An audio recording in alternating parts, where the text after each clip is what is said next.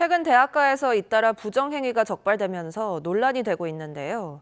문제가 된 수업은 대부분 대형 비대면 온라인 강의였습니다. 일부 대학에서는 코로나 종식 이후 오히려 비대면 강의가 늘어났는데 부작용을 막을 대책이 필요해 보입니다. 배민혁 기자입니다. 최근 잇따라 부정행위가 적발된 연세대와 고려대 수업은 비대면 온라인 방식이었고 시험도 같은 방식으로 치러졌습니다. 코로나 사태를 거치며 대학에서도 이런 수업이 보편화되는데 학생들은 편리함을 장점으로 꼽습니다. 진짜 수업에 안 나가도 되는 게 장점이고, 그러니까 동영상 강의니까 좀 원하는 학습 부분을 다시 반복해서 볼 수 있는 점이 좋은 것 같습니다. 하지만 직접 마주하지 않고 인원도 많아 관리 감독이 어려운 건 단점으로 지적됩니다.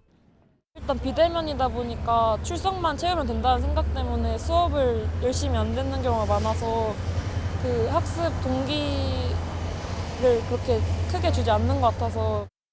그런데 집단 커닝 사태로 공정해야 할 시험마저 관리가 쉽지 않다는 점이 드러난 건데 실제로 부정행위가 발생한 고려대 비대면 수업은 수강생이 1,400명, 연세대 수업은 600명에 달했습니다.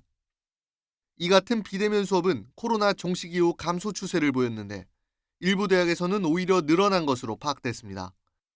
지난해 2학기 서울대에 개설된 비대면 강의는 50여 개, 연세대는 320여 개였습니다. 코로나 이후 대면 수업이 본격 재개된 지난 2022년 2학기와 비교하면 많게는 10배 넘게 늘어난 겁니다. 전문가들은 비대면 강의가 유지되는 배경 중 하나로 비용 절감 효과를 꼽습니다. 코로나 끝나고 나서도 너무 편하거든요, 사실은. 그리고 대학 입장에서 볼 때도 경영적인 측면에서 큰 대형 강의가 훨씬 더 경영적으로 이득이 되니까. 비대면의 장점을 경험했던 학생들의 수요도 영향을 미친다는 해석입니다. 과거에 코로나도 거치고 이러면서 사람들을 대면해서 맺는 그런 관계에 대해서 거부감이나 익숙하지 않음 이런 것들이 여전히 좀 강해요. 하지만 이번 같은 집단 부정행위가 또 반복된다면 폐해가 더 크다는 지적을 피할 수 없는 만큼 재발 방지를 위한 실효성 있는 대책 마련이 필요해 보입니다. YTN 배민혁입니다.